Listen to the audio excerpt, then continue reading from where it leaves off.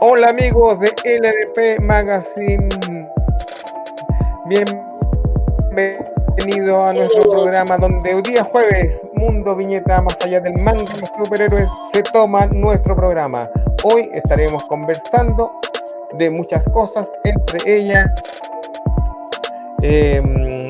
sobre el Eternauta, que es nuestro tema central. Pero antes vamos a saludar a nuestra gente. ¿Cómo estás, Terras, por allá? Hola chicos, ¿cómo están? Muy bien.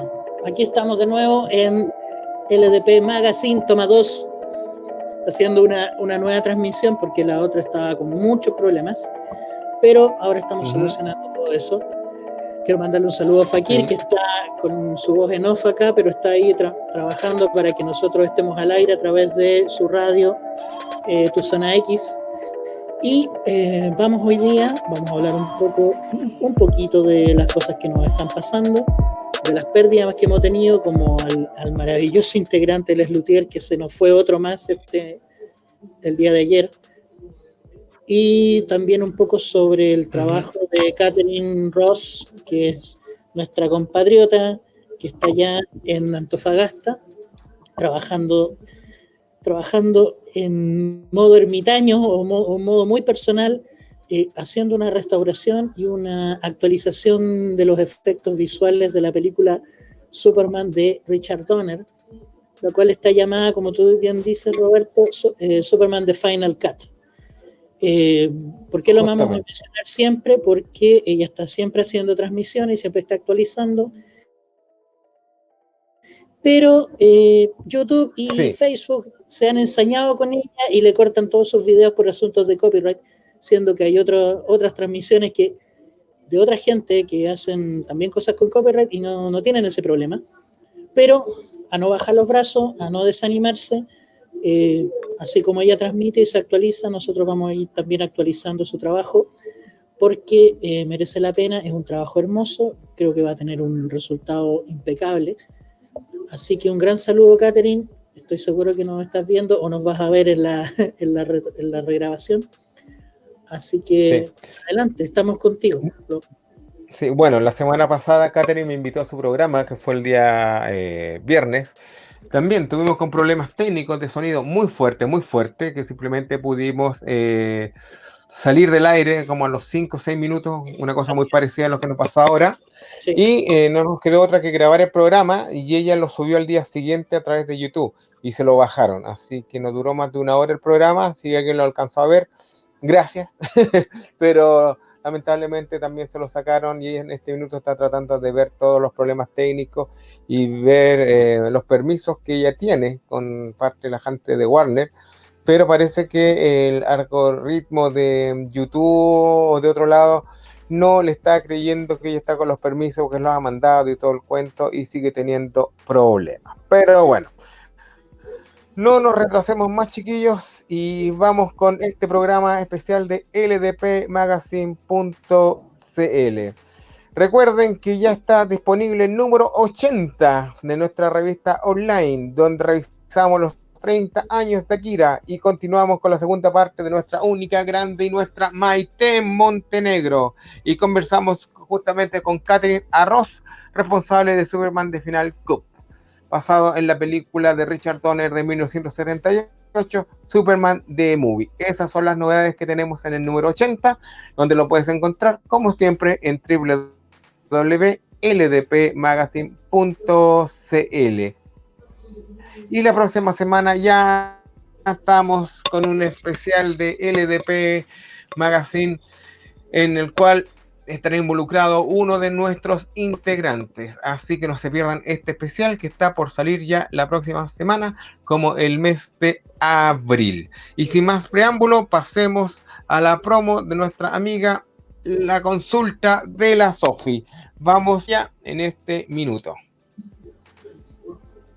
La consulta de la Sofi, conducido por Sofía Vera Peruzzi, médico de la Universidad de Chile, con más de 20 años de experiencia en terapia emocional y energética. Desde 2016, el podcast La Consulta de la Sofi nos enseña y orienta sobre el origen de las emociones, cómo afectan la mente y el cuerpo, cómo romper con ideas preconcebidas, y nos da tips para aprender a reconocer y manejar nuestra emocionalidad más profunda. Súmense a su sitio en Facebook, donde hace su programa diariamente y en directo, y pueden ver sus programas anteriores en su canal de YouTube, con más de 150 capítulos que no tienen desperdicio.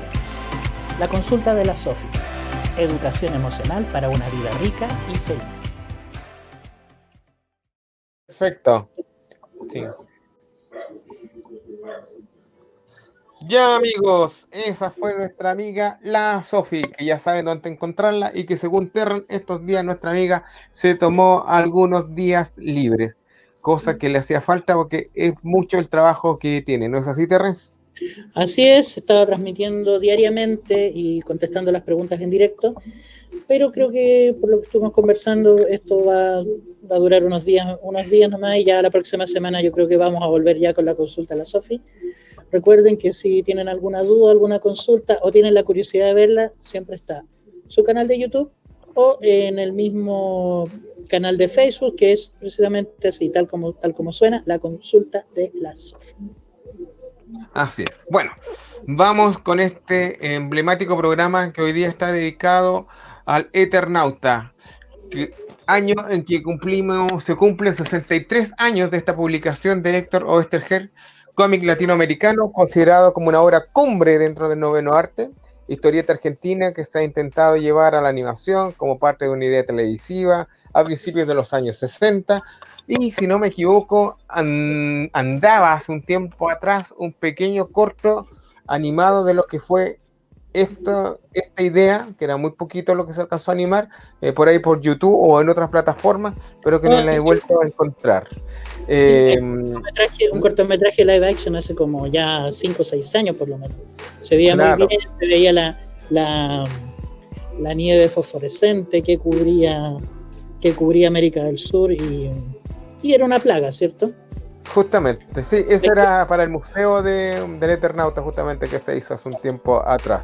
Pero bueno, hay que recordar que también muchas veces, como tú dices, se ha intentado llevar el Eternauta al cine, pero son muchas, sin poder llegarse a concretar, cosas que llevamos a comentar por qué. Y también un radioteatro en el 2010. Radioteatro que inspiró una obra de teatro en el 2000, inspirada en una obra de radioteatro en el 2007. Y un disco musical en el 2011, galardonado en el 2015 con el premio Eisner, sí, como mejor colección o proyecto de archivo de tiras de prensa. Y Netflix hace poco anunció que sí o sí se va con una serie del Eternauta y se van con todos. Me da gusto porque se nota que el Eternauta, a pesar de todo, se mantiene dentro de la mente de la gente, está arraigado dentro de la cultura argentina, además. Y me gustaría mucho verlo en acción, ¿cómo se llama? En live action, en imagen real. Pero hablemos un poco del Eternauta, sí, para la gente, pero como la gente como yo que nunca lo ha leído. Vergüenza para mí. Sí, saludemos en este minuto que se ha unido Francisco Ortega. Hola Francisco, también Gonzalo Méndez, La Freya Alba, gracias chiquillos, Lautaro Parra, Rafael León, Diego Cárdenas, y se siguen uniendo a esta transmisión en vivo en nuestro programa que está siendo transmitido a nuestro grupo de Facebook LDP Magazine, como a distintas otras redes, como también directamente a la fanpage de Tu Zona X. Ya, quiero saludar también a Andrés Zimmerman, que volvió a la transmisión, Esteban del Pino, grande maestro, Montserrat Belén, muy linda ella, gracias por estar con nosotros, y Germán Adriozola, que también está presente, se acaba de unir a la transmisión en vivo. Bueno, pues hola, vamos un poco. ¿De qué se trata el Eternauta? ¿Cómo empezó? ¿Quién era el Eternauta originalmente?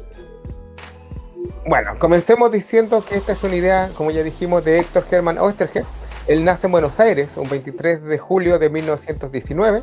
Su padre de ascendencia alemana fue Fernando Oesterheld. Su madre de ascendencia española se llamaba Elvira Ana Pujol. Héctor se graduó en la Universidad de Buenos Aires con el título de geógrafo en la Facultad de Ciencias Exactas. Al tiempo que estudiaba se ganaba la vida como corrector de tipos. ¿Qué es corrector de tipos? Nosotros lo sabemos perfectamente, son las personas que se dedican a corregir la tipografía en los diarios, los errores ortográficos y un montón de otras cositas, que es una pega era bien pagada en ese tiempo, porque hoy en día muchos de estos correctores ya no trabajan en prensa. Uno es cosa de leer hasta el Mercurio, uno encuentra un montón de errores ortográficos. Uno no hay ninguna lumbrera escribiendo, pero hasta uno se da cuenta muchas veces los errores que salen por ahí, y que nosotros también de repente se nos pasan en LDP Magazine online, pero son cosas que pasan. Pero bueno, Oesterheld toma dos decisiones en su vida. Uno es casarse con el amor de su vida, que es Elsa Sánchez, y el segundo, abandonar su carrera para dedicarse completamente a la escritura. Y él se dedicó a escribir historietas. Y junto con esta idea nace crear una editorial con su hermano Jorge, naciendo Editorial Frontera en el año 57, donde publica Hora Cero Mensual y Frontera Mensual. Aquí encontramos distintos títulos de historietas y autores. Entre los autores que participaron entre estas revistas tenemos al famoso Hugo Pratt, al italiano, conocido por Corto Maltés. Por acá estaba con Sargento Kirk y otros personajes de la época. Según las propias palabras del autor, el protagonista en el Eternauta va a recrear de una manera grupal, más que en una sola persona. Para él esto conforma como no era un grupo. Dime. O sea, la idea es que el protagonista no fuese solamente el héroe, no fuese solamente una persona la que estuviera a cargo de llevar o de defender la historia, sino que era un grupo de personas, ¿cierto? A eso se refiere. Son grupos que van naciendo en el paso. Cuando Juan Salvo va caminando entre las calles de Buenos Aires y se van enfrentando a esta amenaza que ya les vamos a comentar de qué se trata, es enrolado a un ejército por la fuerza. O sea, te metiste, y él había salido simplemente a ver qué pasaba en su barrio para que pudiera estar su hija y su mujer tranquila. Y termina enrolado y termina combatiendo directamente contra los coscarudos que son enviados por las manos, que son los alienígenas que están detrás de todo esto. Y ¿cómo se llama? Son acciones que se van haciendo en grupo, desde defender ¿cómo se llama? El estadio que es muy conocido en Buenos Aires. Se me fue el nombre del estadio en este minuto, pero bueno, la bombonera. Con esto queremos decir que es una historia ambientada en Argentina, con escenarios reales, y una invasión, se trata básicamente de una invasión extraterrestre, pero ambientada en América del Sur, con la realidad que podríamos enfrentar nosotros ante una catástrofe así. Claro, bueno, el Eternauta nos presenta una doble lectura, en eso tenemos siempre que estar conscientes, que nos cuestionamos como personas y cada enfrentamiento a una catástrofe a nivel global, algo muy común en el campo de la ciencia ficción, eso lo hemos visto mucho desde la Guerra de los Mundos para adelante, eh, y también un montón de otros filmes durante los 50 y los 70, pero a diferencia de esto, acá tenemos que no es Estados Unidos el protagonista. El centro de la historia, como tú ya dijiste, y los nombres son totalmente reconocibles por nosotros, son escritos en español y no son en inglés, porque no sé si tú te acuerdas, había muchas historias que aquí se escribían, inclusive hasta el doctor Morty, de repente salían, bueno, y el doctor Smith ha visto cómo la criatura salía de la entidad, bla, bla, bla, bla, y siempre eran personajes en inglés, no eran prácticamente personajes reconocibles. Y aquí son totalmente reconocibles hasta las costumbres argentinas, como tú eso tiene mucho que ver. Argentina.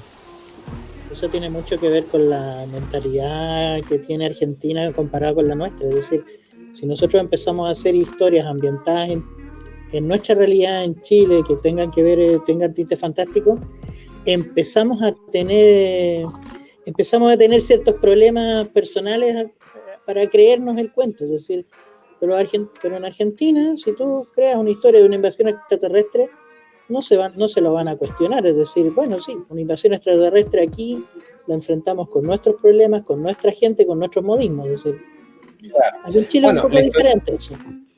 Sí. Bueno, la historieta nos presenta a Osterhage, así comienza la historia, sentado en su casa, trabajando cuando un hombre aparece frente a sus ojos. Osterhage está escribiendo un guión en el momento cuando aparece este personaje, quien dice venir del futuro para prevenir a la humanidad de una invasión alienígena, lo que estamos hablando justamente, y su nombre, como ya dije, es Juan Salvo. Este narra una serie de eventos, comenzando toda una fría noche de invierno en su casa, donde se encuentra su esposa Elena y su hija Martita en compañía de sus amigos Paveli, Lucas y Polsiki, quienes se encuentran en una acalorada partida de naipes llamado truco. ¿Qué es el truco? Yo nunca he ubicado el truco. Ya. No tengo idea cómo se juega, pero lo he jugado. Que nos comenten, sí. Bueno, por la radio deja de transmitir su habitual transmisión para notificar que una extraña explosión en el Océano Pacífico, típico. De improviso la ciudad queda oscura y enseguida una repentina nevazón fosforescente. El grupo descubre con horror a través de los cristales que una serie de transeúntes mueren en la calle. O sea, si hoy día lo lleváramos a la realidad, nosotros estaríamos, en vez de copos de nieve caminando por la calle, nos estaría cayendo el coronavirus en vivo y en directo, pero no lo estamos viendo. En cambio, los copos sí están cayendo y son muy peligrosos porque te matan al instante. Bueno, los que han visto la iconografía, han visto la iconografía del Eternauta, el protagonista sale a la calle enfundado en un traje de hombre rana, porque tiene que estar completamente aislado así que cuando salgan a la calle aprendan, tienen que aislarse, cúbranse la cara. Sí, tienen que estar totalmente aislados. La cosa va por ahí y es bastante fuerte la experiencia que tiene por ahí Juan Salvo. ¿Qué te llama a ti la atención de todo esto que estamos comentando hasta el minuto, Terrence? A ver, a mí lo que me llamaba la atención es que yo pensaba que la historia del Eternauta era una y solo una. Por lo que veo, la historia comienza precisamente con un viajero en el tiempo, donde Hugo Oesterheld se coloca a sí mismo dentro de la historia. Y viene un hombre Héctor Oesterheld se presenta, dice: vengo del futuro y los tengo que prevenirte porque viene una catástrofe, y una catástrofe que en este momento nos pega, es bastante familiar. Es decir, bueno, hace 2 años atrás nadie nos habría contado lo que estaba pasando ahora. O sea, encuentro que nadie nos hubiera creído. Será por azar, será por el azar, será por conjunción, como decían, conjunción astrológica o lo que sea, pero estamos viviendo una amenaza a nivel global que, bueno, para los que leemos ciencia ficción de un estilo o de otro, nos estamos viviendo en la vida real, encuentro que es súper fuerte y en ese sentido el Eternauta puede calzar muy bien con la realidad actual. Me impresiona eso. Claro, correcto, no estamos bien, después te avisamos con otro Fakir. Ya, mira, por si esto fuera poco, del cielo se ven aterrizar bolas de fuego en distintos puntos de la urbe. El ejército se hace presente reclutando a los sobrevivientes, sin darse cuenta que Juan Salvo y sus amigos se encuentran combatiendo con unos insectos gigantescos llamados los cascarudos. Los hombres están convencidos de que estos son invasores del espacio exterior, pero descubrirán que estos son simples marionetas y el verdadero enemigo aún no muestra la cara. Ellos son, como ya mencioné, los famosos Manos. Así que los invito a ver esto de a poquito. En el año 58 se publica en Hora Cero Extra Semanal una historieta unitaria, como autoconclusiva, dibujada por Francisco Solano López, que narra las peripecias de la esposa e hija de Juan Salvo. En el quiebre de la historia. Sí, porque en esto tenemos que estar claros, porque cuando Juan es reclutado, definitivamente cuando les comento yo que él sale a darse su vuelta por la calle a ver qué está pasando, porque está en busca de sobrevivientes, está en busca de, ¿cuál se llama?, de comida, y hay muchas cosas de repente que la gente que ha visto Walking Dead se van a topar acá.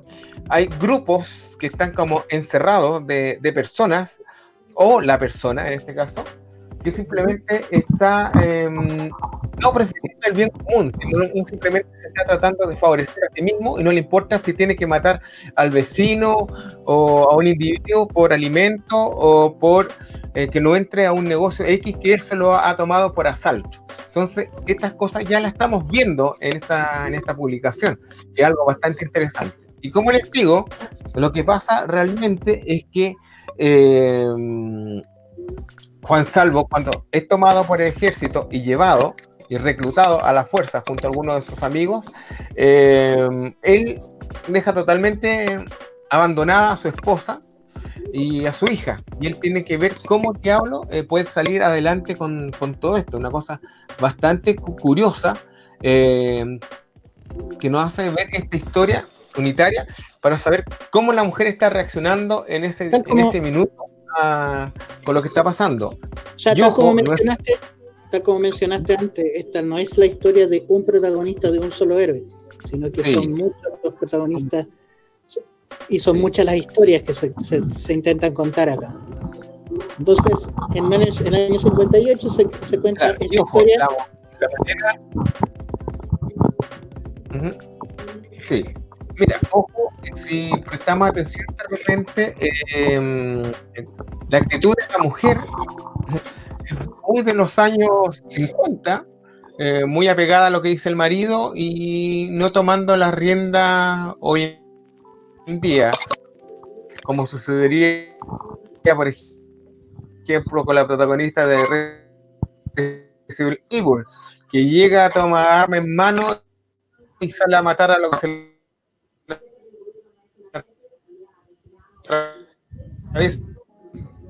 no sé si les pasa no sé si le pasa a la gente que nos está escuchando, pero no puedo escuchar bien a Roberto, así que ya. No.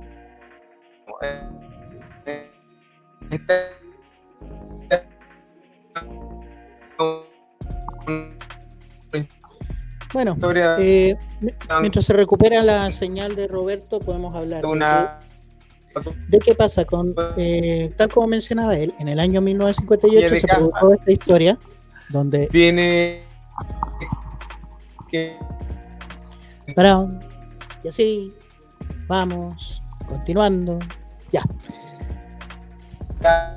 Bueno, ahora sí vamos, Roberto. Se te escucha muy mal, se te escucha entrecortado. Así que vamos con lo siguiente. Yeah. Después de la historia protagonizada por la esposa del Eternauta de Juan Salvo con su hija, ocurrió algo. Hubo un quiebre dentro de la editorial que habían creado y Solano López, que era el dibujante original del Eternauta, cortó relaciones y se fue a Europa a trabajar. Y las historias del Eternauta quedaron archivadas por un rato. Entonces, Oesterheld decide crear la revista El Eternauta para otra editorial, que fue la editorial Ramírez, que empezó a publicar ya casi 4 años después, en 1962. ¿Qué Pero esta pasó? vez no es como cómics, sino como relatos ilustrados, a continuación de la primera historia, de la historia original. Y ahí participan otro tipo de ilustradores, ya, o sea, dibujantes, pero ya Sí. en calidad de ilustradores, que serían tipos que firmaban como Farer, Lobo, Chafino, Durañona, Muñoz, Spardari, y un montón de dibujantes que empezaron a participar en la revista Eternauta. La revista duró 15 números y por supuesto el Eternauta volvió a quedar inconcluso. Y sin embargo, estas historias de esta época fueron recopiladas en el año 95 por otra editorial, la editorial Colway. Sí. ¿Ahí En me el año, escuchan ahora o no? te escuchamos. Ahora sí te escuchamos bien, Roberto. Perfecto, ya. Vamos Que me con el cambié de año, micrófono. vamos con, vamos con el año 1969, cuando el Eternauta fue publicado por la revista Gente. Ahí pasaron varias cosas interesantes, ¿no? Sí.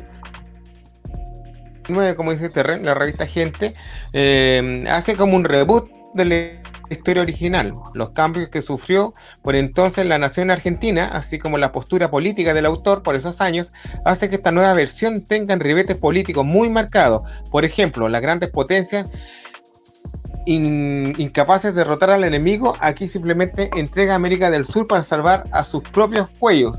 Esto no solo causa la molestia de la editorial, sino del propio gobierno, quien pide finalizar lo antes posible su publicación. Entonces aquí tenemos un gran problema para Oesterheld, que lo obligan a cerrar directamente todo esto de una manera muy abrupta. Y él tiene una excusa para sacar una circulación, una versión del Eternauta, era de un carácter más oscuro. Esa era su idea, porque ¿quién son los que entregan a América del Sur? Justamente es Estados Unidos quien entrega a América del Sur para salvar sus propios cuellitos y salir adelante sin ningún problema. Y esta versión directamente, sí, lo hace directamente con Alberto Breccia, donde las tintas negras juegan con unos medios tonos con intrincados achurados, mezclados con tramas mecánicas, dándole un carácter más tétrico a la historia, cosa que no iba acorde con los lectores de Gente que rechazaban el estilo del dibujo. Para los Esa fue la, para esa quienes fue la excusa en realidad. conocemos esta historia, esta lo estamos mostrando, ¿verdad, Fakir? ¿O no? Ya que es el video de Bueno, número 2 del Eternauta con bueno, Brescia. bueno, para Ya, los que dice aquí. pero para los que conozcan el trabajo de Alberto Breccia, que trabaja con el claro oscuro, con mucha tinta negra, mucha oscuridad, muy en el estilo para los más jóvenes de que podría ser un Mike Mignola, pero con un estilo mucho más marcado y más personal. Es como Alberto Breccia es como una mezcla entre como dibujaba Frank Miller y, y el mismo Mignola. No sé qué crees tú, Roberto. Bueno, el asunto es que la revista Gente en Argentina era una revista más bien, era como una revista de socialité o de noticias muy faranduleras en esa época, o como la revista Cosas acá, ¿no? Roberto, ¿me escuchas? Bueno, el asunto es que el bueno de Oesterheld politizó mucho más la historia del Eternauta.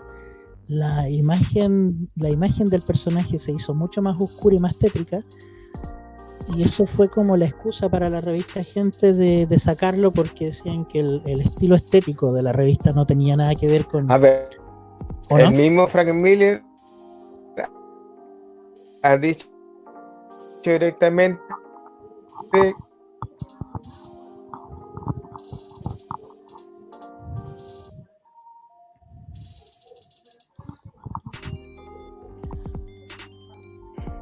Bueno, Bueno, sí, esto. Frank Miller en algún momento mencionó que Alberto Brecht era una de sus inspiraciones. Bueno, mientras llega Roberto, vamos a continuar contando un poco la historia de Oesterheld y el Eternauta. Bueno, en el año Francisco Solano López, que era el dibujante original del Eternauta, Bueno, se fue a Europa muy en el año 62 y volvió en 1968 familiar. y regresó a su país y empezó a trabajar con la editorial Columba. Y a medida de que fueron reeditándose constantemente las ediciones del Eternauta, eso fue lo que motivó para que volvieran a reunirse y volver a continuar la historia original de una vez más, que en este momento estaba escrita de manera más clandestina, porque ya Oesterheld estaba teniendo problemas con el gobierno militar de turno. Además que Oesterheld se dedicó más directamente a la política, se integró a los Montoneros junto con sus hijas.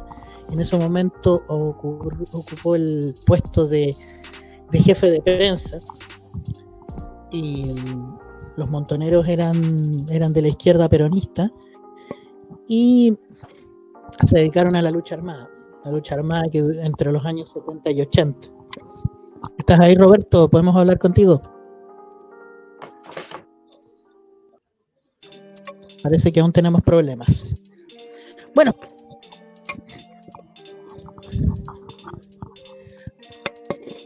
hablemos un poco. ¿Sí? ¿Ahí me escuchas bien? ¿No? Porque ahí sí. tuve que iniciar internet porque según ellos... Sí, estoy aquí. Chas.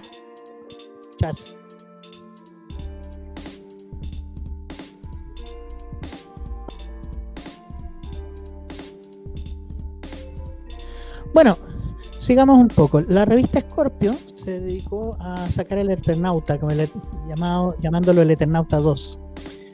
Y la trama cambió, la trama trasladó a los protagonistas a un futuro post-apocalíptico. Ya no estaba ambientada en la Argentina del día a día.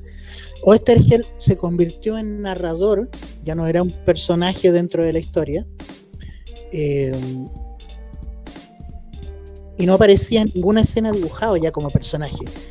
Y porque eso lo asociaba más a su situación, según él, su situación de clandestinidad, mientras que el personaje del Eternauta, Juan Salvo, su esposa, su hija, eran los rostros de la historia que estaban ayudando a los pocos sobrevivientes que quedaban a luchar contra lo que llamaban la amenaza extraterrestre, que simplemente la llamaban ellos entre comillas. Y el Eternauta empezó a presentarse como un líder que guiaba a un pueblo oprimido para alzarse contra un gobierno opresor que tenía que derrotar a cualquier precio. Y estamos hablando en época de régimen militar en Argentina, así que ese tipo de propuesta tiene que haber caído muy mal no en la sociedad, sino que en el gobierno argentino. Roberto, ¿nos oyes? No, parece que tenemos problemas definitivamente de audio con Roberto.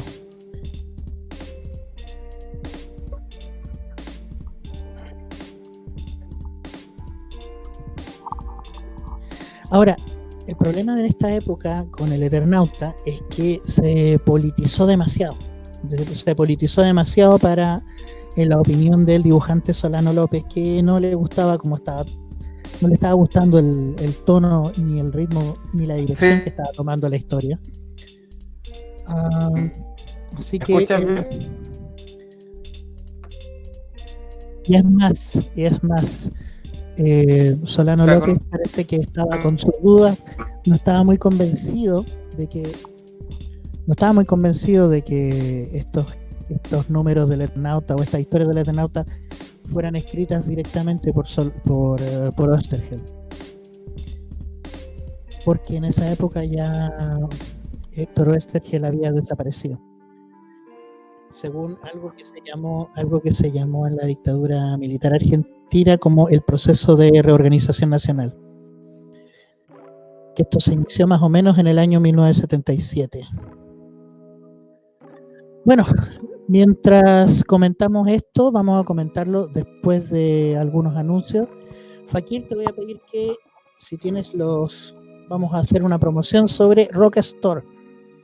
Roca Store es un anexo complementario de Roca Diseño Cómic S.p.A., que está dedicado a la producción de elementos publicitarios, tanto como para personas particulares, empresas, educación y, por supuesto, como dije antes, público general. Nos puedes ubicar en Instagram como Roca Store y puedes escribirnos a rocastorechile@gmail.com.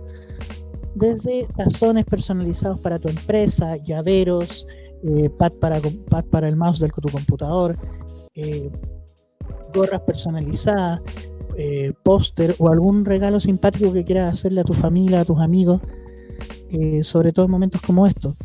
Nosotros lo podemos diseñar, o si tienes el diseño tú mismo, tanto mejor. Solamente tienes que contactarnos a través de Roca Store, a través de Instagram, o en rocastorechile@gmail.com.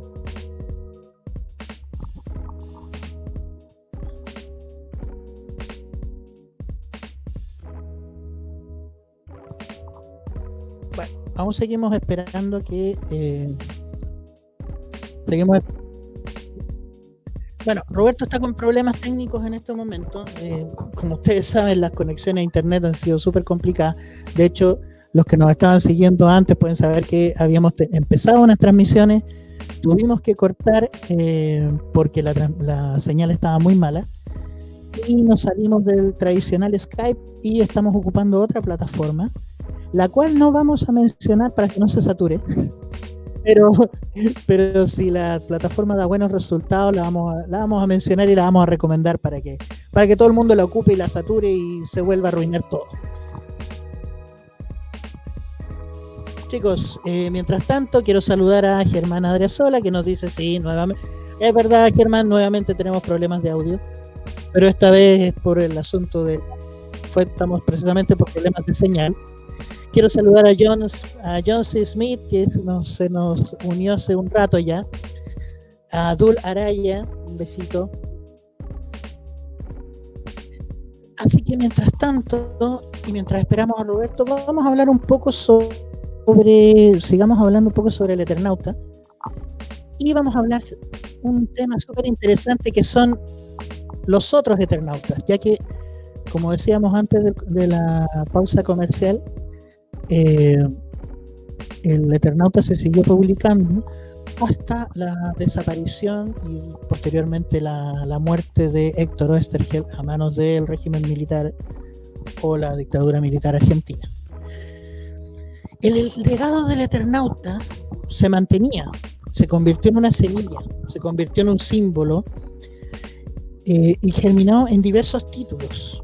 En el año 1983 se publicó la tercera parte del Eternauta, llamada literalmente así, Eternauta tercera parte. Esta vez estaba escrito por el guionista, el escritor Alberto Bernal, y los dibujantes eran Oswald y Mario Morhaime, que estaban basados en los trabajos de Solano López, precisamente. Solano López, así. Parece que Roberto por fin se nos ha unido de vuelta. Roberto, ¿nos escuchas? No, parece que no. Bueno, Solano López regresó directamente al personaje junto a otro guionista llamado Pablo Maestegui para una serie llamada Universo Eternauta. Ya estamos en la década de 1990, en el año 97. Bajo el título del Eternauta, El Mundo Arrepentido, que sería la primera versión a color también de la saga, editado por la revista Nueva. Pero esto fue publicado para las provincias en el interior de Argentina. La trama estaba basada en uno de los relatos de Juan Salvo que se había publicado en el año 1957. El Universo Eternauta, en el año 1999, ya casi iniciando el nuevo siglo, apareció una serie que otra vez quedó inconclusa, fue solamente de 3 números, en formato cómic, que intentaba juntar todos los relatos existentes hasta ese momento, con la excepción de Mundo Arrepentido. en el Eternauta Odio Cósmico, fue en la que trabajó Pablo Muñoz y Ricardo Barreiro. Fueron los generadores de este compilado de historias. Y Walter Toborda se encargaba de los bocetos, mientras que en el entintado había un par de artistas llamados Gabriel Rearte y Guillermo Romano. Y el otro era, si no me lo leo bien aquí, estoy muy ciego, sería Sebastián Cardoso. Este equipo de dibujantes fueron los responsables de los bocetos de entintado y color. Y después se recopilaría toda la historia del Eternauta en un solo número. Vamos de nuevo. Roberto, ¿nos escuchas? ¿Puedes comunicar? Ahí, ¿me están escuchando? Sí, ahora sí. Ahora sí, no, perfecto. No, lo que estamos comentando antes de la pausa, antes de que la señal se te fuera, era precisamente que Héctor Oesterheld en la revista Gente había cargado el Eternauta con toda la ideología política que le estaba siguiendo, y eso provocó una especie de quiebre con Solano López. Fue tan fuerte que incluso Solano López llegó a dudar de que esos guiones hayan sido escritos por Oesterheld. Justamente, estos son los ya en el año 76, ¿estamos hablando, Terra? Estamos hablando del año 76, antes de su desaparición. Justamente, sí, los últimos guiones, inclusive hasta el día de hoy, se dudan que realmente sean Oesterheld que lo escribió, por el tinte tan cargado político que tenía en ese minuto, a pesar que siempre la obra de Oesterheld estuvo muy cargada hacia un lado político, pero era mucho más extraño, que realmente a los propios conocedores y amigos de Oesterheld le llamaban la atención que fuera tan extraño. No era el estilo de Oesterheld en los últimos números, ¿cierto? Justamente, se alejaba a lo que él estaba escribiendo. Podría ser también que sí, imagínate que de repente sean de él los guiones, pero haya sido forzado a escribir ese tipo de historias, yéndose a su lado, que él no pensaba llevar la historia. Esa podría ser una idea, pero de lo que sucedió, pero estoy imaginando en este minuto. No me he imaginado, o sea, ¿quién podría estar obligando a Oesterheld a escribir algo a extremar una postura política? Es decir, él estaba dentro de una agrupación, pero no tenían por qué haberlo forzado a hacerlo, claro. Y si él, cuando desapareció, justamente estas historias se publicaron después que él desapareció, capaz que haya sido, también estamos aquí como especulando, imagínense, eran la misma gente, los montoneros o alguien de por ahí que conocía más o menos el trabajo de Oesterheld y dijo, ya, yo voy a tratar de imitar lo que él está haciendo y seguir su huella, y para concluir por lo menos estos relatos que quedaron inconclusos. Porque si hubieran sido las hijas, imposible, porque las hijas desaparecieron con él también. La única que quedó fue la esposa. Así es, por lo que estábamos leyendo, sí, desaparecieron todos el mismo día, desaparecieron los esposos de las hijas, y los hijos desaparecieron también porque fueron entregados a una cosa bastante turbia que había en Argentina, que era adopciones ilegales de niños. Sí. Tendríamos que ir en este minuto, Fakir, justamente estamos simplemente... ¿pasaste el video de los otros Eternautas? Vamos con eso, estábamos mencionando precisamente mencionando el legado de los Eternautas. Justamente, ya. ¿Hasta qué parte llegaste, Terrence? No, estábamos contando que en 1983 se publicó la tercera parte del Eternauta por Alberto Ongano y por los dibujantes Oswald y Mario Morhaime, basados en bocetos e ideas de Solano López. Justamente. Y luego en el año 97, Solano López vuelve al Eternauta junto con el guionista Mario Maristegui para la serie Universo Eternauta y una historia llamada El Mundo Arrepentido, que además sería la primera versión a color del Eternauta hecho para la revista Nueva, que fue una revista que se publicó no en Buenos Aires, sino que en el interior de Argentina, que también está basada en unos relatos de Juan Salvo que se publicaron en el año 57. Y luego en 1999 el libro llamado Universo Eternauta, que pretendía hacer un compilado de todo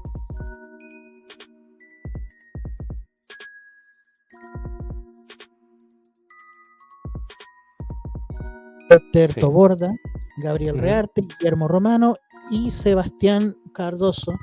Claro, eso está dentro del Eternauta llamado El Odio Cósmico, justamente. Exacto. Y quedamos más o menos precisamente aquí, fue que el guionista Pablo Marstegui junto con Solano López escribieron El regreso del Eternauta en el año 2003, también dentro de esta saga que era el universo Eternauta. Ujú. Y Sí, la Eternauta cambia aquí, porque ya no están en un futuro distópico, sino claro. que están en un mundo diferente que se podría decir que es como una secuela del relato original. Ya no sé, ya nos Ujú. pegaron el salto en el futuro, sino que ¿cuál es la idea de volver a pues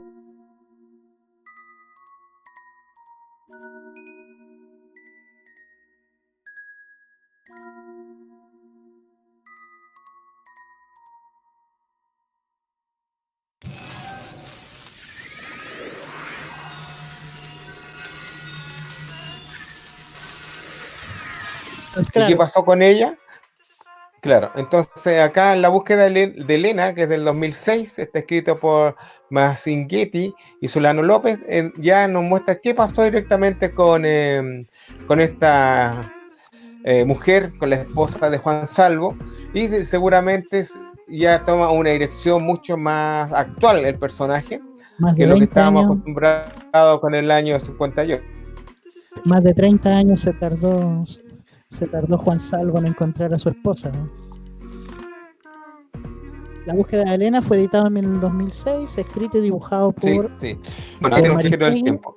y con los dibujos de Solano López. A Sí, ver, la revista Fierro claro. en Hay el que... 2007 Sí, publica El Eternauta, el Atajo, la sí, batalla de la Biblioteca Argentina, que es una historia paralela que ocurre al sí. mismo tiempo Esta de los era otros justamente, acontecimientos. Dale. justamente. Esto ocurre en la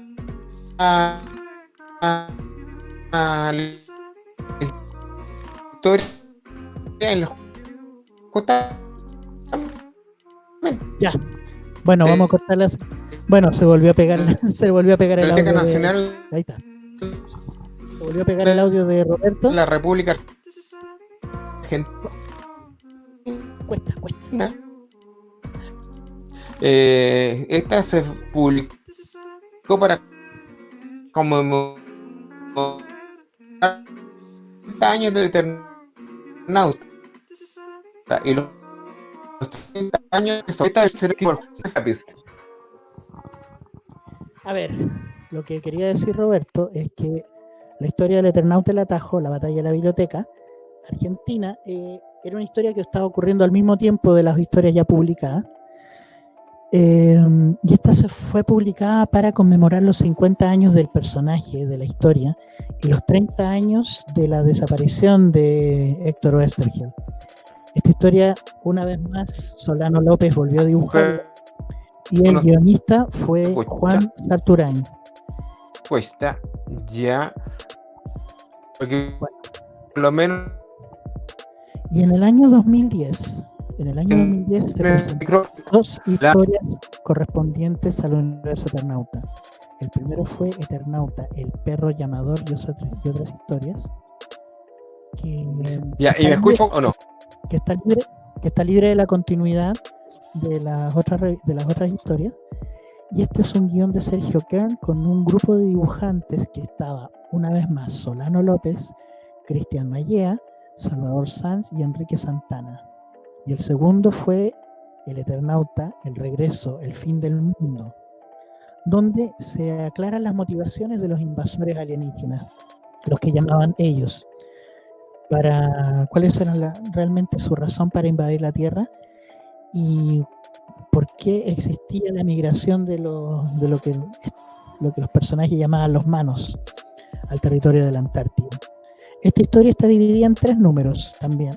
Es obra del guionista Maristegui y una vez más el dibujante de siempre del Eternauta, que fue Solano López, ¿Qué podemos hablar sobre esta historia, sobre estas historias del 2010, Roberto?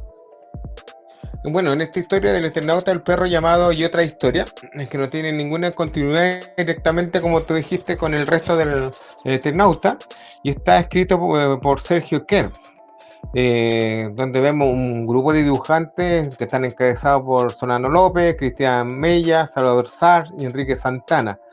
Y el segundo Eternauta, que ya definitivamente es el regreso, el fin del mundo, donde se aclara directamente qué es lo que pasó ya con el resto de la historia, tratando de enmarcar todo y englobando toda la historia en busca de un final. Y decir qué pasó con los ellos y quién fueron los que invadieron la Tierra y por qué la inmigración de los manos a territorio antártico. Esta historia está dividida en 3 números, como les comento, y es bastante interesante porque esto se conecta con otra historia de Oesterheld de los años 50, 60, que también trata de, en cierta manera, hablar de una invasión alienígena, pero esto es en territorio antártico, justamente donde vemos a los ellos. Entonces está tratando de cierta manera, de unir ambos universos.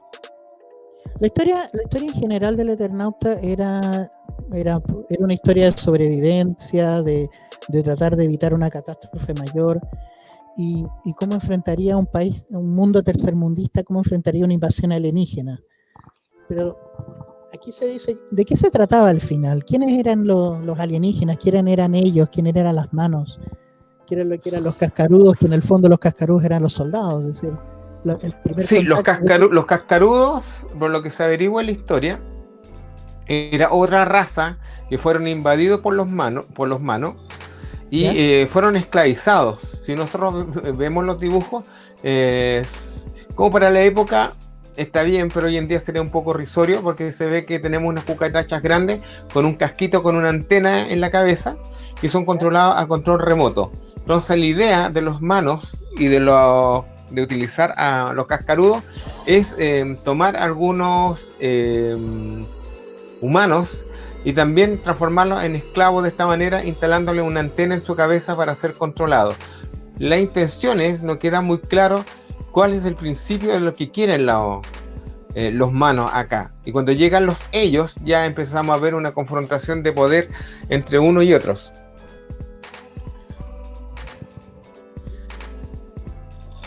Vamos un poco entonces ahora con qué es lo que ocurre después, el más allá de lo que definiste como más allá del Eternauta. Sí, más allá del Eternauta. A ver, después de esto se ha seguido publicando nuevas historias, ¿o no? No. De aquí ya no se han publicado más historias, son estas que hemos citado hasta el minuto. Existe una novela del Eternauta, eso sí que anda dando vuelta por ahí, y si alguno lo quiere leer, con suerte la va a encontrar, que está en EPUB en la web, dando vuelta.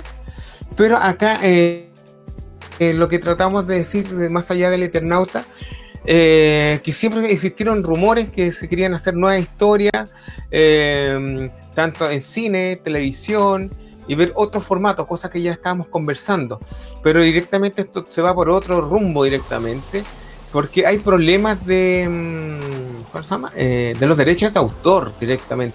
Eso es lo que ha frenado las películas, las series animadas, ha frenado todo. Mira, según la esposa del escritor Elena Sánchez, se refiere al cambio radical del Eternauta, esto directamente en el año 76. Comencemos por ahí. En el año 76 ella dice que en la revista Viva, que pertenece al diario Clarín, ella dice, la bronca se mezcla con el dolor, porque yo no podía entender que el hombre con el que había sido tan feliz, el escritor pacifista y democrático que había plasmado su amor al prójimo en toda su obra, hubiera tomado partido por algo violento, porque aunque él no lo fuera, era cómplice de lo que hacían y ponía en riesgo a sus hijas.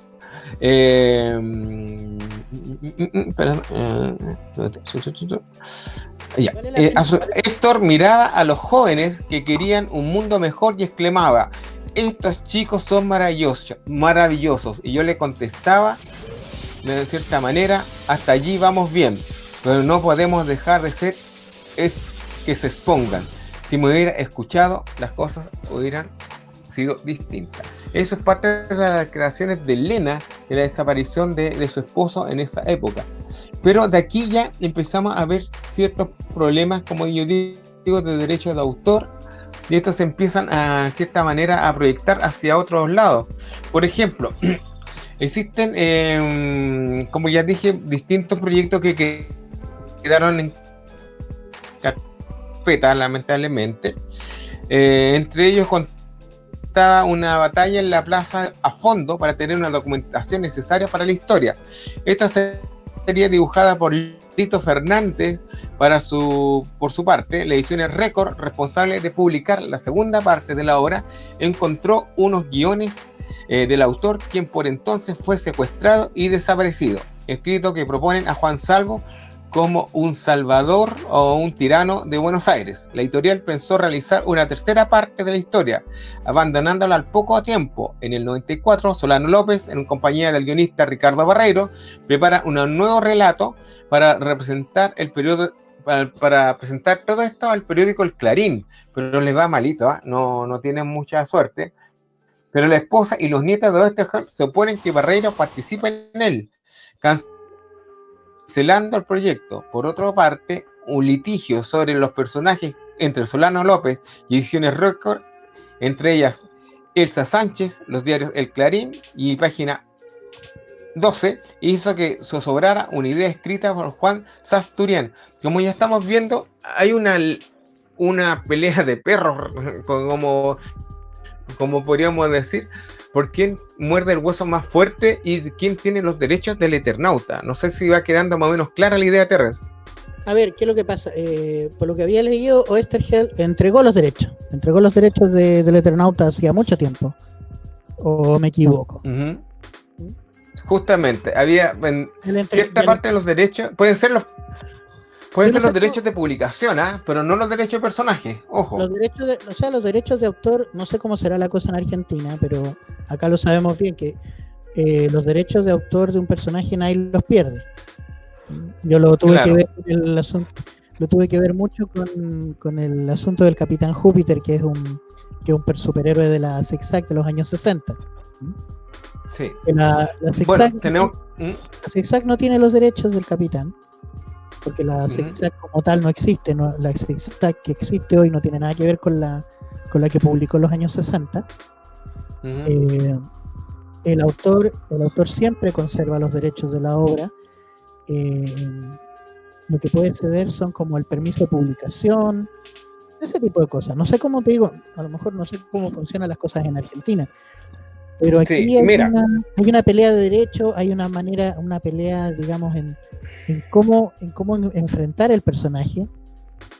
Obviamente la esposa de Oesterheld no está contenta con todo lo que pasó, es decir, mira cómo menciona, o sea, Oesterheld era de una forma, y al involucrarse directamente en política con una facción que era, digámoslo así, porque era un brazo armado de la izquierda peronista, su mentalidad cambió, su forma de escribir cambió, por lo que dice aquí, su personalidad cambió, y bueno, pues cuando te metes a enfrentamiento, te llega el enfrentamiento de vuelta.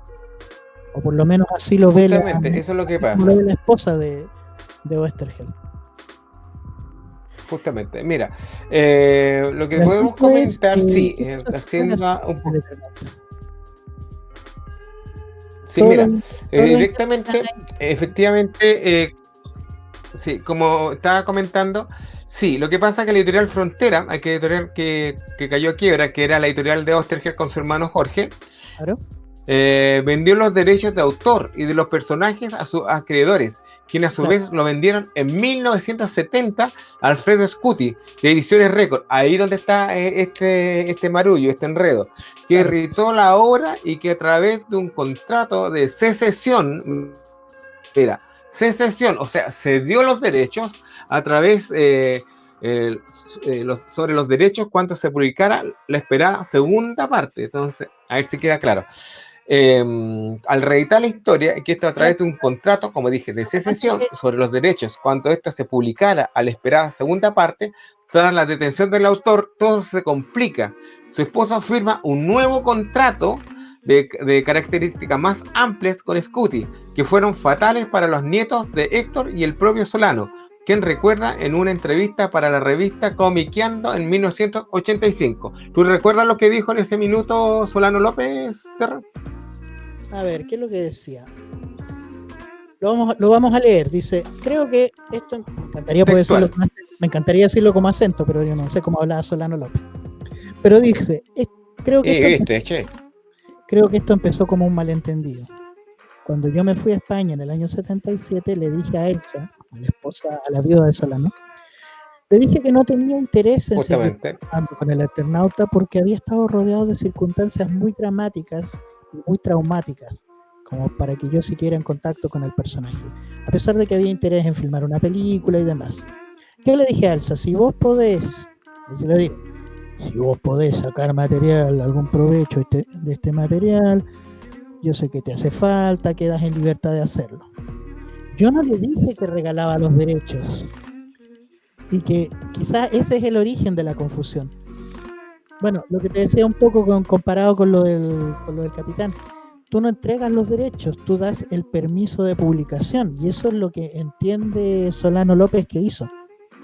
Le dijo, mira Elsa, tú publica lo que quieras, claro, y eso te da, si eso te da alguna utilidad, pero eso no significa que yo te esté dando el personaje para que hagas lo que tú quieras con él. Digamos que claro. Mi casa, cuando alguien te dice, oiga, mi casa es tu casa, pero no significa que la puedes vender, eso me refiero. Bueno, yo no le dije que claro. Ella no entendió. No le dije que regalaba los derechos, y ese fue el origen de la confusión, porque yo no le hablé en términos jurídicos. Ella no entendió bien e hizo una cesión de derechos, que es lo que ahora en ese momento Solano López estaba tratando de anular. Lo cual tendría que anular porque tú no te pueden vender algo que no es tuyo. Bueno, vamos a leer un poco acá. Se sabe que Oesterheld estuvo en un centro de detención que era llamado La Ratonera, donde estuvo como en otro lugar que estuvo el Vesubio, el Sheraton. Por ahí va la confusión. Durante los años 77 y 78. Eduardo Arias lo confirma, que también fue un detenido en el lugar, que narró que en vísperas de Navidad le sacaron a todos las capuchas y ahí pudieron conocer a sus compañeros. El estado de Oesterheld, dice Eduardo Arias, era terrible. Sí. Hicimos juntos mucho tiempo. Uno de los recuerdos más inolvidables que conservo de Héctor se refiere a la Nochebuena del 1977. Los guardias nos dieron permiso para sacarnos las capuchas, para fumar un cigarro, y nos permitieron hablar entre nosotros 5 minutos. Entonces Héctor dijo que por ser el más viejo de todos los presos quería saludarlos uno por uno a todos los presos que estábamos ahí. Nunca olvidaré ese último apretón de manos. Héctor Oesterheld tenía 60 años cuando ocurrieron estos hechos y su estado físico era muy, muy penoso. Como decíamos antes, o sea, no quedaron muy claros, son detalles que a esta altura pueden ser anecdóticos, es decir, que fue sacado de su casa durante la noche, durante el día, ese tipo de cosas. Además que no se sabe porque no se llevan registros escritos de este tipo de detenciones, pero se sospecha de que sí, el tono político que estaba tomando el Eternauta causó molestia en el gobierno, en la dictadura militar de la época. Además Solano había escrito una historia sobre Che Guevara también, ¿o no?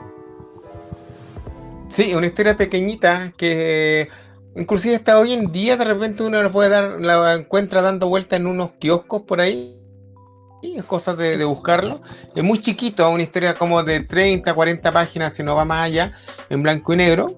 De repente uno lo puede encontrar por ahí y también en la web también está por ahí. Pero también una de las razones que se dice que sucedió todo esto fue por su vinculación con los montoneros. Eso también fue lo que lo jugó. Yo creo que la cosa contra. Yo creo que la cosa va por ahí. Yo creo que la cosa va principalmente por ahí. Y en ese momento, claro, se pensó que todo lo que se estaba escribiendo, Sí, puedo sí, sí, imaginar, sí. pero que todo lo Sí, que bueno, todo lo que pudiera escribir se Oesterheld, dice que la fuerza, creo que ni siquiera lo deben haber leído, de hecho. Deben sí, haber po. dicho, mira, Mira, hay la un Fuerza miembro Armada, tiene que haber dicho, mira, los montoneros están escribiendo tal y tal cosa, agárrate al autor.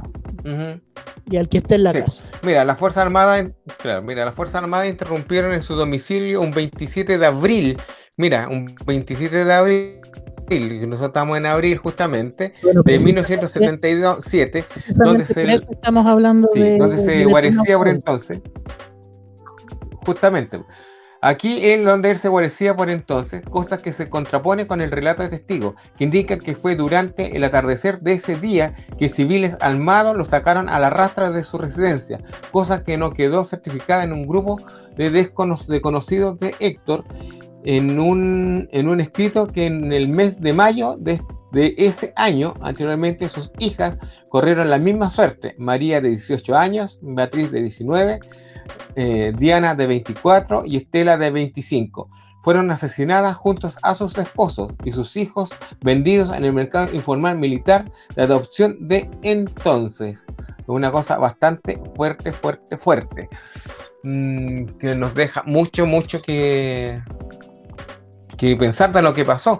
Por ejemplo, yo recuerdo, si lo comparamos con lo que pasó acá en Chile en el 73, Temo Lobo me comenta que él por entonces vivía en Las Condes, Sí, por allá arriba, y, y, eh, un vecino de él era militar.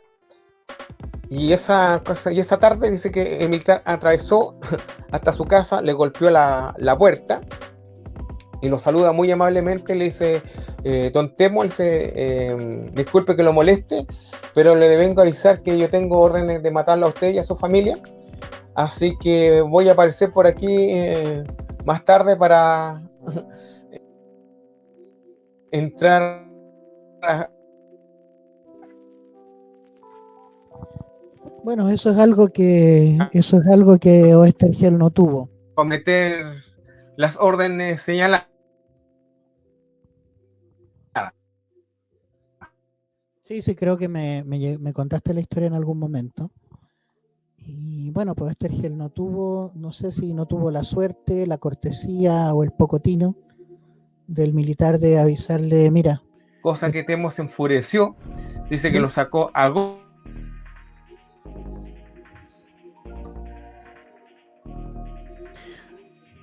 bueno, como digo, se volvió a cortar la señal.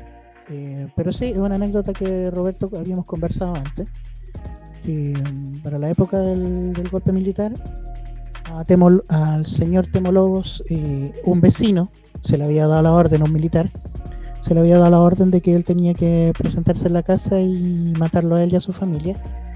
Pero este militar tuvo podemos interpretarlo como sea. Temo Lobos no lo interpretó como un desatino, para decirle, uh-huh, oye, en unas horas más vengo a tu casa porque tengo la orden de matarte. uh-huh. Temo Lobos se enfureció, tal como cuentas, porque se cortó la señal. Pero él le pegó al militar o algo así, ¿o no? Sí, lo Ya, golpeó exacto. y lo sacó de la casa. Sí, le dio un par de golpes según Temo y lo echó fuera de la casa. Uh-huh. Y de ella se cerró a machote y no estuvieron en vigilia todo lo que quedaba de tarde y noche. Y al final arrancaron de ahí y nunca más volvieron al lugar y lo dejaron totalmente abandonado. Sí, era lo que había que hacer nomás. Otra cosa que muchos desconocen también, de algo que pasó acá, que también me comentó Oscar Vega, fue que por entonces él era uno de los formadores de TVN, de Televisión Nacional, del complejo de animación que se estaba formando en ese minuto, que eran 2 o 3 personas, Claro, y había un cortometraje que estaban armando con Víctor Jara. claro. Y todo ese material fue quemado en el patio central de TVN, cosa que mucha gente de la Fundación Víctor Jara desconoce, porque yo una vez le hice la pregunta cuando me presentaron algunos, no tenía ni idea de esto. Fueron quemados esto en el patio de TVN y a Oscar para que siguiera trabajando. Él llegaba muy temprano y le tenían un militar armado pegado a su nuca en el tablero de dibujo mientras que él dibujaba. Dice que una tarde o mañana, no me recuerdo muy bien, pero dice que él ya se sintió muy agobiado con esto, que se sentía el aliento del militar en la nuca. Él se echa para atrás a su mesa de dibujo, saca un cigarrillo, se lo sale a fumar afuera del patio de TVN y se va caminando. Y se va caminando hacia su casa. Eh, Que en el fondo lo único que te queda por hacer cuando estás sometido a situaciones tan violentas. Caminando por la... Bueno, como mencionaba antes, Héctor Oesterheld no tuvo esa suerte. Como mucha gente que no tuvo esa suerte de poder tener una oportunidad camino a su casa, de salir de ahí. Y ahí está pegado de nuevo, Roberto. En la parte más importante y más dramática de la historia. Ahí tenía... Ya. Bueno, yo creo, chicos, que por ahí estamos ya como terminando lo que dice el Eternauta, pero para ir cerrando, hubieron varios premios póstumos que se hicieron de esta obra a Oesterheld y se le reconocieron, y también cuando se supo de la desaparición de él, fue Javier Coma, investigador de cómic español, que él comenta que en uno de los festivales de Angoulême inmediatamente se hizo como una obra solidaria y también se le dio un premio honorífico por lo que él estaba haciendo en ese minuto. Una cosa bastante interesante de lo que estaba sucediendo. Bueno, así nomás fue. Es una pena, es una tragedia. Sí, lo sé. Lo escucho bajito. Sí. Es una pena y una tragedia, y nadie merece ser tratado de esta manera. Sí. Yo siempre he dicho creo que lo mejor, Terrence, que dejemos... Sí, prefiero no emitir opinión al respecto. Así que, bueno, concentrémonos un poco. Se viene una serie en Netflix del Eternauta. Estoy seguro que por fin va a salir y vamos a poder conocerlo en toda su magnitud. Y ahora esperar qué pasa nomás. Tiene que pasar la pandemia. Hay un montón de proyectos audiovisuales, aunque el director películas que están no muy querido por muchas personas. Da lo mismo, que no te quiera la gente, tienes que hacer el trabajo y se acabó. Sí, pero bueno. Está bueno, o sea, mira todo el despelote legal que ha impedido que el Eternauta siga siendo publicado, que es un amasijo de cosas que en el fondo no le importan a nadie. Es solamente ver quién se lleva el pedazo de la torta. Ahora, ojalá que salga el Eternauta, ojalá que lo podamos ver, ojalá que lo conozcamos y que se dejen de joder y dejen que el arte se manifieste, punto. Y que fluya directamente. Y lo que iba a decir, por favor, compadre, si usted tiene una utopía maravillosa que viene a salvar a la sociedad, guárdesela. Nadie la necesita. Nadie necesita que venga a arreglarle el mundo a punta de balazos. Está bueno ya. Ni a punta de balazo, ni a punta de piedrazo, ni a punta de insulto. Está bueno. Así es. Eso no sirve. Somos personas inteligentes, intelectuales. No le sirvió a Oesterheld, no nos sirvió a nosotros. Que podemos tratar de listar. Aprendamos. Así es, ya. Bueno, lo dije. Aprendamos, sí. Chicos, recuerden, ya está el número 80 de LDP Magazine arriba. Búsquenlo en www.ldpmagazine.cl, donde van a encontrar una celebración de los 30 años de Akira, donde no se lo pueden perder. También tenemos en él nuestra segunda a Martín parte de la entrevista a nuestra querida única y nuestra a Maite Montenegro, y también una entrevista a nuestra amiga Catherine Andrea Ross sobre Superman de Final Club, el proyecto que ella está trabajando. Así que no se lo pierdan. Y también recuerden que tenemos a nuestra amiga la Sofi. Y vamos a ver el programa. Promoción. Vamos con la Sofi. Cerremos promoción, cerremos el programa con nuestra auspiciadora. La consulta de la Sofi. Conducido por Sofía Vera Peruzzi, médico de la Universidad de Chile, con más de 20 años de experiencia en terapia emocional y energética. Desde 2016, el podcast La Consulta de la Sofi nos enseña y orienta sobre el origen de las emociones, cómo afectan la mente y el cuerpo, cómo romper con ideas preconcebidas, y nos da tips para aprender a reconocer y manejar nuestra emocionalidad más profunda. Súmense a su sitio en Facebook, donde hace su programa diariamente y en directo, y pueden ver sus programas anteriores en su canal de YouTube, con más de 150 capítulos que no tienen desperdicio. La Consulta de la Sofi. Educación emocional para una vida rica y feliz. ¿Algunas palabras finales? Estamos, chicos, de vuelta ya. Palabras finales, sí, Roberto. Dejemos... ya se cortó. Antes que se corte la señal, amigos, los dejamos invitados a ver y buscar todo el trabajo de Oesterheld que existe en la... no solo el Eternauta, existen muchas publicaciones que él hizo, muchas historias, inclusive hizo algunas cosas acá en Chile que se publicaron y se hicieron también. Así que quedan todos cordialmente invitados a ver todo esto. Y si quieren conocer un poquito más de él, recuerden, el número 44 de LDP Magazine, usted lo encuentra en nuestro sitio web, que está dedicado a de todo el trabajo de este hombre increíble. Así que sin más, yo creo que hasta aquí llegamos. Un abrazo y nos estamos viendo la próxima semana y esperemos que no tengamos tantos problemas en LDP Magazine en vivo. Nos estamos viendo, gracias por la paciencia y nos estamos viendo. Cuídense, chau. Adiós, cuídense mucho.